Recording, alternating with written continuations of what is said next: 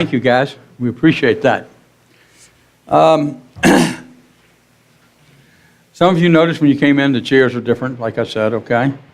One person this morning came up and said, I see the chairs are different. Well, where's the chair that I usually sit in? I just pointed to it and said, that's it. And they believed me. So anyway, I welcome you here. This is a series on hot topics for a hot summer. We're going to be talking about meeting in the middle of the bridge, or on the middle of the bridge next week. We're going to be talking about immigration. We're going to be talking about guns this year. And we'll be having this opportunity to discuss it together as we talk about it. And it's not an idea to take a stand on something. It's an idea to discuss something and figure out what is ours to do, if anything, with a given situation. This week, what I wanted to start off with is that, in America, there are... Oh, I'm going to tell you a joke first. It's not a good joke. It didn't work at 9 o'clock. But I'm going to back up and tell it anyway, okay? Because I like it. Look at this guy over here. I'm not saying nothing. Anyway, plane landed in Richmond, Virginia. Been a long flight. And when the plane landed, the pilot, who was kind of a young man, did a really terrible landing. I mean, it hit wham! And it bounced around, and they finally got down the runway, and everybody was safe, but everybody was kind of talking to each other. And so when the passengers started to get off the plane, the pilot didn't know whether to stay in his seat or come to the door like they're supposed to, because he was a little bit nervous what people might say to him. But he decided, of course, as his duty was to get and stand in front of the door, and he stood there, and silently, every passenger wouldn't look at him, just got off the plane, okay? Yeah.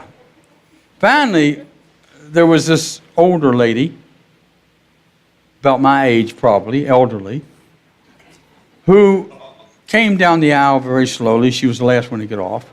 And she got in front of the pilot and she said, Sonny, I would like to know, did we just land or were we shot down?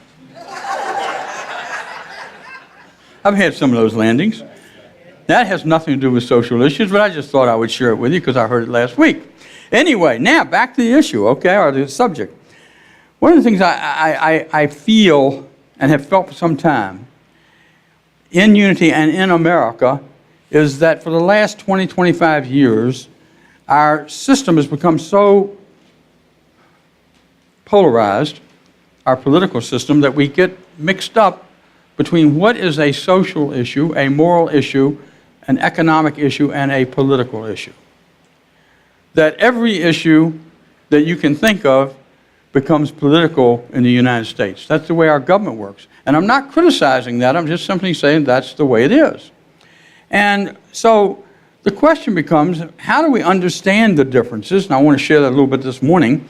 And then what should we do about it, if anything? And I want to have that discussion this morning as we talk. There are basically 4 different types of issues that confront us on a day-to-day basis in our lives, in our homes, in our cities, in our nation, and in our world. One of them is the economic issues. So an economic issue is an issue that affects, usually for most of us, the pocketbook. Unemployment for one person will be an economic issue maybe for that person.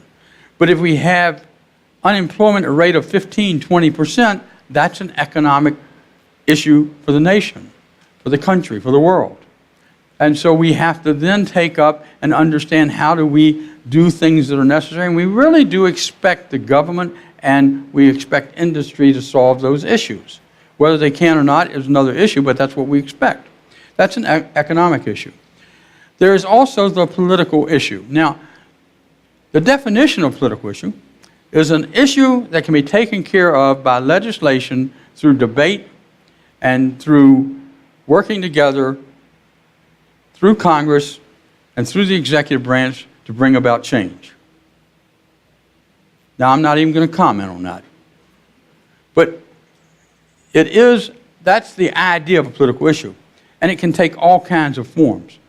Now, one of the things that I do want to share with you that some of you may or may not know or may even misunderstand is that there is a law that says that the church cannot be involved in politics.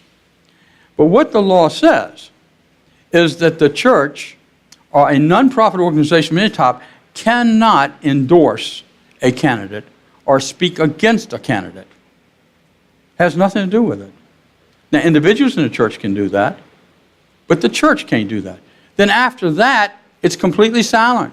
It doesn't say the church cannot take a stand on legislation. It does not say the church cannot take a stand on a social issue that's become political in nature. It simply says the church cannot, nor any representative in the church, endorse publicly a candidate one way or the other. And so I want to clear that up because some people say, for example, we were looking at this at Unity Worldwide Ministries, and we got a few letters saying, oh, you shouldn't be doing that because it's against the law to take a stand on a legislative nature, a legislative matter. And that's not true. The law is very simple. You cannot endorse one candidate or another. That's the reason why I personally don't have candidates' names on my car. That's why I don't publicly announce what my stand is, because in some ways people may think that's the stand of the church, and that's against the law, and we could lose our right to being a nonprofit organization. And so we become very aware of that. But there is then the moral issue. A moral issue is an issue where people feel that there's a right and wrong to a given issue. Abortion is a great moral issue that's talked about.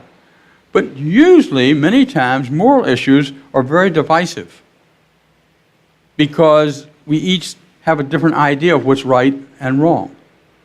And if we're not careful, we can get into the battle of that, into the emotion of that, and that just creates more of the same, especially if I'm against something and you're for something, and we can't seem to resolve that in our differences in a friendly and loving way. And the best way to resolve moral issues, I think, is through discussion, through open discussion. We'll talk about that more next week. Then there is the social issue. Now, social issues generally are issues that cover not just countries, but cover the world in many ways. Certainly, a social issue we've just recently seen is the issue of immigration and the issue of children being taken away from their parents. And that is a social issue that was a political issue that has economic issues confronted in it because it has to do with immigration, but it was something that caught the attention of the world, and the world said this is not acceptable very quickly. And is being changed, thank goodness. So that is an example, if you would, of a social issue that was generally accepted as not being appropriate, the action. Then there is the idea of social issues, and here's the interesting thing is companies today are now, branded companies are now starting to put out advertisements that have to do with general social issues. Gender issues. Procter and Gamble P&G has an ad out, and it talks about gender issues. And it has nothing to do with their products except right at the end.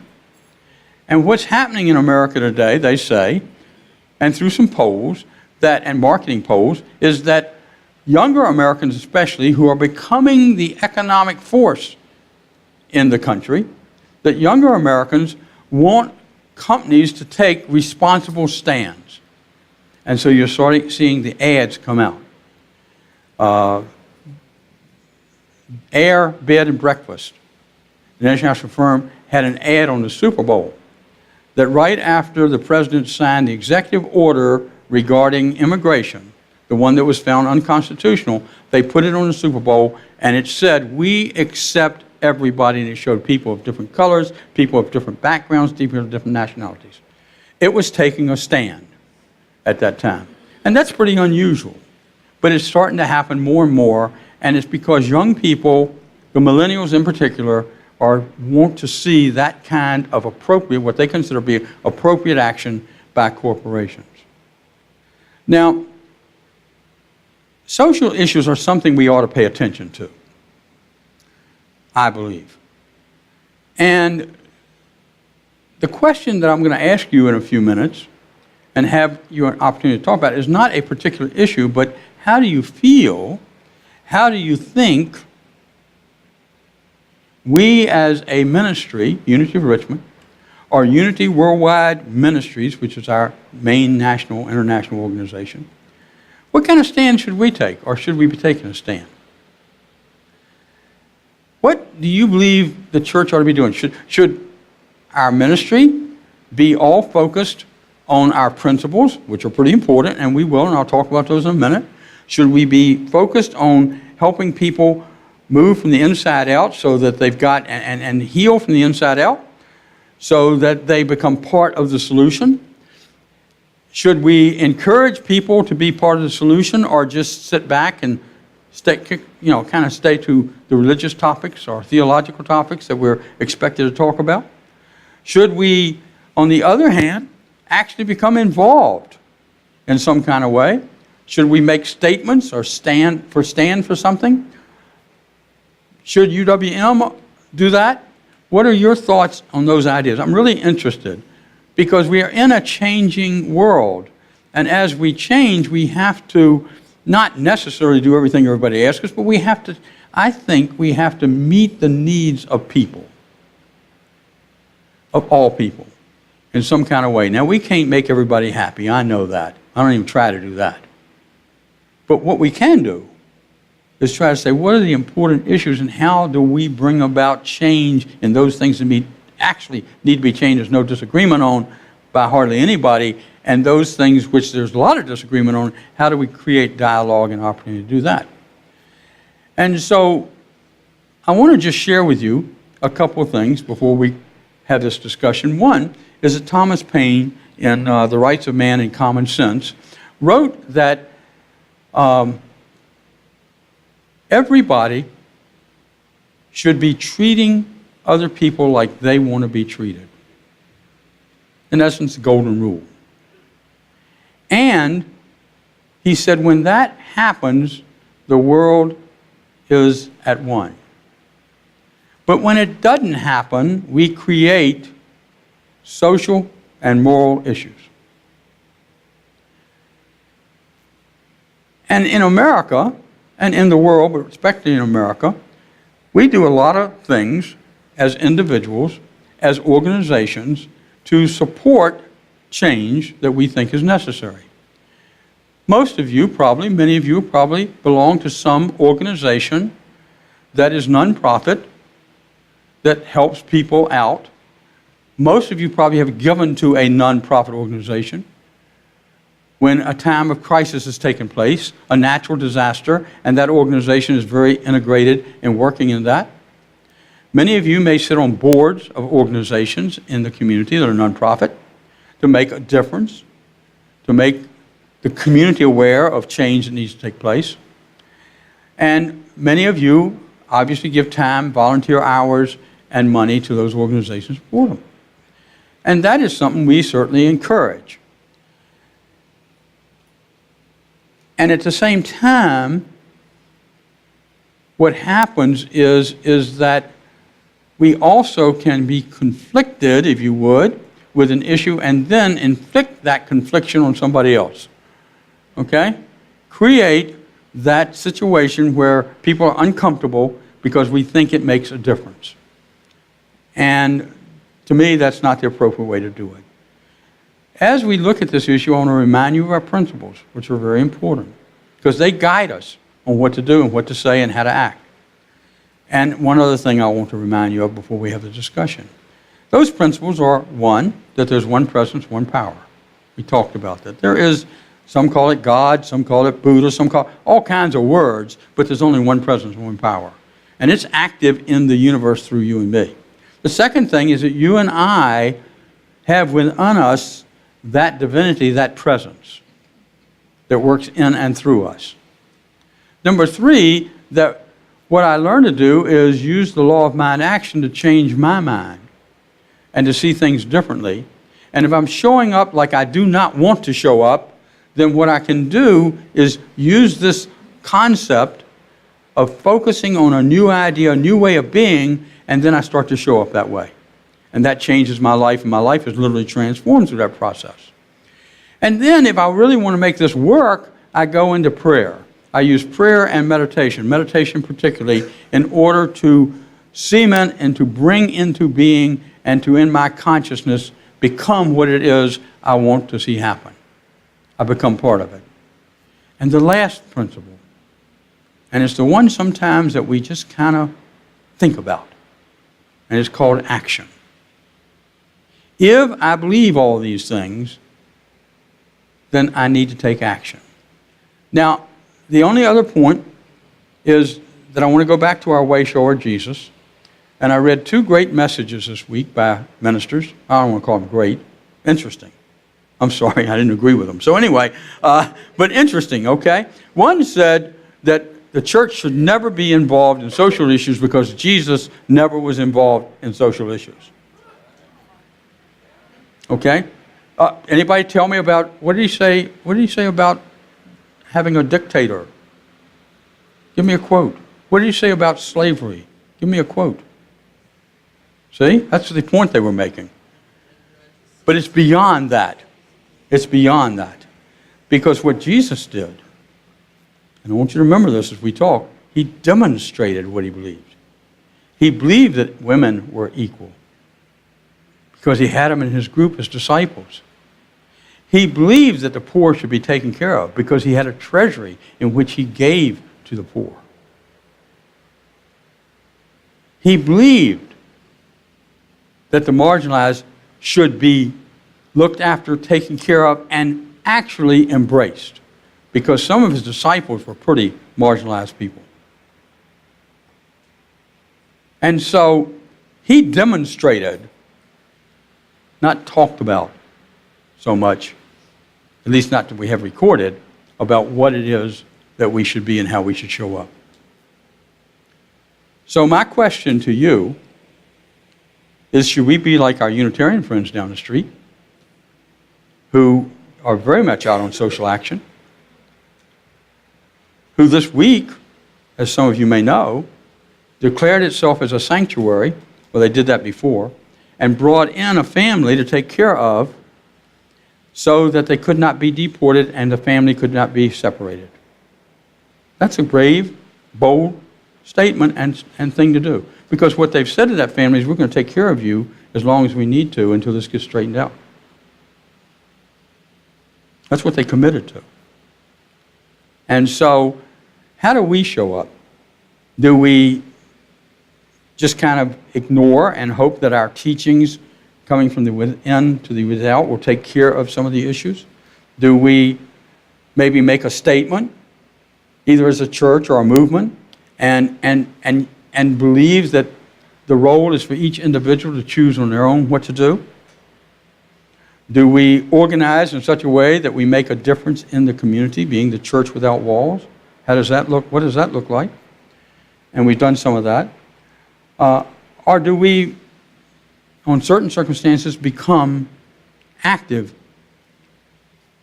I don't believe in protesters, but instead in people who are making a statement, a declaration of how they feel. Protester is somebody who's against something. When you demonstrate, you can demonstrate through the power of nonviolence. And that's different than being a protester. So that's why I want to make that distinction. So, now, Shauna is going to have the mic here. If you would like to say something, I'd like you to raise your hand. And I have one taker right over here already. Hi. I'm under the firm belief that once you're born, you begin to forget the spiritual realm, and your spirit takes on a more, well, your humanness becomes more prevalent. Mm-hmm. That being said, I thank everyone that's made it okay for me to be African American, for me to be a lesbian, for me to be a woman. But But that being said, I don't think that it's my journey to live anyone else's journey. So therefore, what I may deem necessary, I don't want to force upon anyone else, because that may not be their journey. They may not be where I am today. The Asian woman down the street may not feel like fighting for African American rights, because she's living her own journey, trying to make it here. So that being said, I think it's something that should be prayed on, meditated on, inspired, heartfelt. And then if one, in their humanness and in their spirituality, deem that an action needs to be taken, then that person needs to follow what they believe. Okay, thank you. Jordan's got right behind you there. Anybody else like to say something? Lana? Richard, at first service, you shared a couple of things that I think are useful. The first, that UWM actually took a position on the separation of families. And then also you shared some of your thoughts about what Unity hadn't done during the Civil Rights Movement. And I think those were kind of some specific things to kind of help frame a conversation. Okay. Thank you. And Lana, we'll get your question next then. One of the statements I made during the first service, two of them, as Rob just talked about. Last week, our board at Unity Worldwide Ministries voted to take a stand, to make a statement, and we wrote to the president asking him to change and create the law and have an executive order regarding the separation of children from their parents. We felt that that was not an issue that took a whole lot of thinking about, and that probably most people in the world would agree with that thought process. Not everybody, but most. So that's what UWM is. It's rare. We've taken about 3 stands in 100 years, okay? But we're moving more that way, and that's why I'm asking this question. The second thing is that Unity was so much into the idea that each person could say what they wanted to, and it was nothing to do with the movement. And so we walked by the Civil Rights Movement. We did more than walk by the Civil Rights Movement. We ignored it, and we even supported segregation in our home village. You call it Unity Village, okay? Because we didn't think it was any of our business. And I will guarantee you, I think it was our business, and it's always easy to look back in hindsight. And I'm sure the people there did what they thought was right at the time, but it created real issues in our churches and in our movement, and a division between African Americans and Anglos that would not have been necessary had, I think, we taken the right steps and said the right things and even taken the right action in regards to support of civil rights legislation and changes in people's hearts. We were talking about loving everybody, but we didn't show it. So that's what Rob was talking about. Lana? So on an individual level, I agree with Jackie that everyone should figure out what is theirs to do, but I feel like your question is more like on a church level, and I feel like corporate unity as a whole and individually, us as a church, most definitely should be taking stands.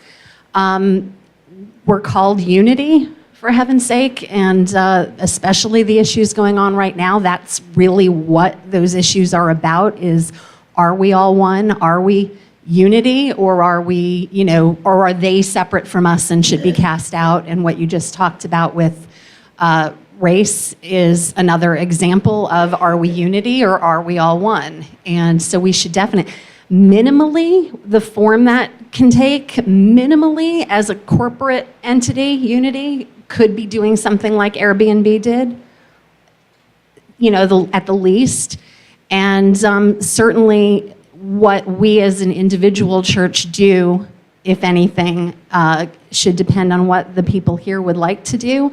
I think it's great that the United Methodist Church called out Jeff Sessions on being immoral. I think it's great that Unitarian down the street is actually doing something in this issue, and I would love to see us do something as well, or at least have something like Airbnb did, at least. Thank you. Thank you. Okay. Mary Beth, in the back.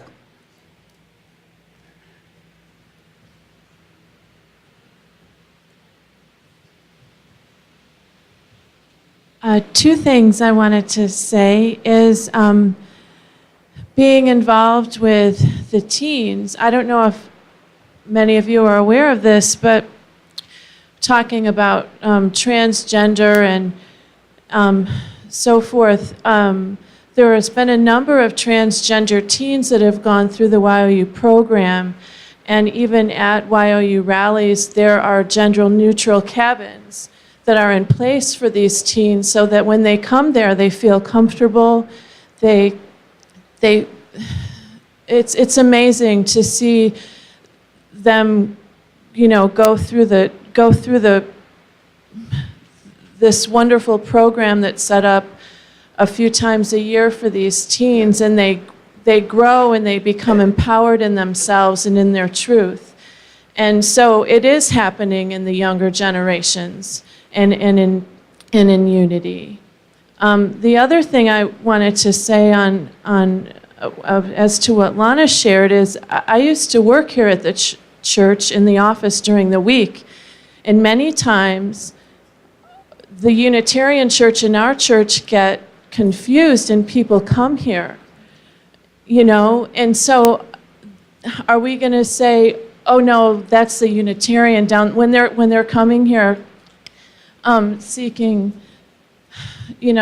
safety, when maybe there's someone, the ICE is after them or something. I think that we need to have something in place as to what we can do to support these people, because I don't think the immigration issue is going to go away. I've been watching, I'm sure like all of you have, that they're going after people who have been in our country for 20 to 50 years, and they're working and they're paying taxes and they've never committed a crime and they have families, and they're targeting everyone. Okay. Thank you. So I'm going to take what you said, not so much, because we're having a talk on immigration in a couple of weeks from now. But anyway, you're saying we ought to have a policy now on certain issues before they come up. So if somebody walks in my office next Tuesday and says, I want sanctuary here, what do I say? Okay? Thank you. That's a great suggestion. Thank you. Richard, real quick. Yes. Hold on. I think what we're talking about is acknowledging who we as Unity have been, and who are we becoming. The history of the UU Church, way back when, they're born out of that civil rights, the social movement. I mean, this is who they've been for a very long time, and it's very wonderful to see it in action. So I think the dialogue is, are we moving in that direction? Are we willing to do that, go from this philosophical understanding of how we want to be in the world and then actually become it? And I love that corporate is having those discussions. And then much like this, every individual church obviously serves a very specific community. So I think what you're hearing, what I'm hearing, more so than at the 9 a.m., is that I think we're hungry to actively engage more. And how can we do that?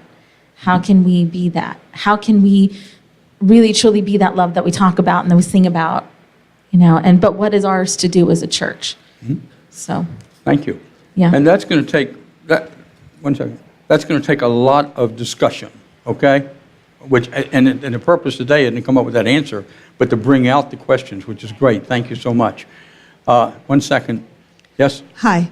I work for a company, and we process medical claims, Medicaid claims in particular. And what I've noticed as we have to code these programs, these systems that support paying claims, sometimes people legislate from their heart. They're doing something that they think is good and is going to benefit, but it's literally impossible to implement the way they've written it. One quick example is copay. Nobody should pay more than 5% of their income when they pay copay. That's great. Except that you go to the doctor in one order, A, B, C, D, E, F, G. You're seeing all these different doctors or having these appointments, and they submit their claims at different times in different orders. So I literally only know which is the claim that came in first, so I can make sure it didn't exceed 5% of your income, and that's not necessarily the order in which you went to the doctors. So we do our best, and hopefully it gets worked out. Hopefully providers bill members or reimburse members, or if they can find them, etc. I think the same thing is happening now with the immigration issue in particular, that the law is written, and when somebody wants to enforce it according to the letter, it becomes difficult. We have all of these problems that we're seeing that upset all of us and break our hearts. And it's because some things are just incredibly difficult to legislate. You end up having to ask yourself, and then what? And if we do this, and then what? And if this happens, and then what? And then what? And then what? And then what? And that's my purpose to stand up here and share, is that whatever we choose to do or believe is ours to do, that we're asking ourselves, and then what, and then what, and then what, and that we can live with it, and that we are willing to face whatever consequences it might bring, and then what, and then what. And maybe we do want to do things that aren't legal because it's right, and then what, and that's all. Mm-hmm. Thank you. And Tony, I'm going to let you speak, and then I'm going to close it off because some people might want to go home.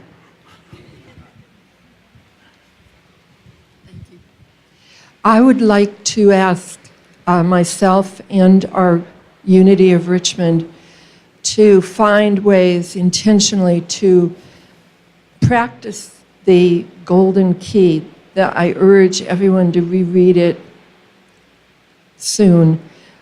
That's what has empowered my life when I first came to Unity, and it has sustained me.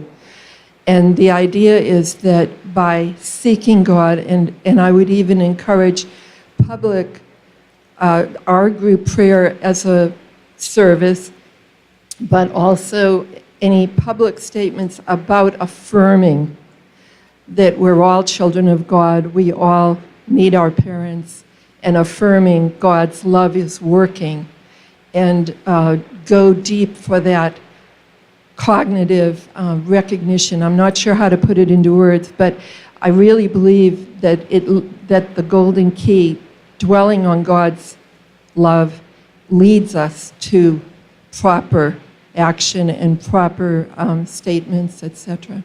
Thank you. And next week, we're handing out the golden key. Excellent. Just so you know. Happens to be happening. The new ones have been printed, yes. Okay. Well, I know some others wanted to speak, but we have run out of time. What I would like to do is ask our ushers to come forward.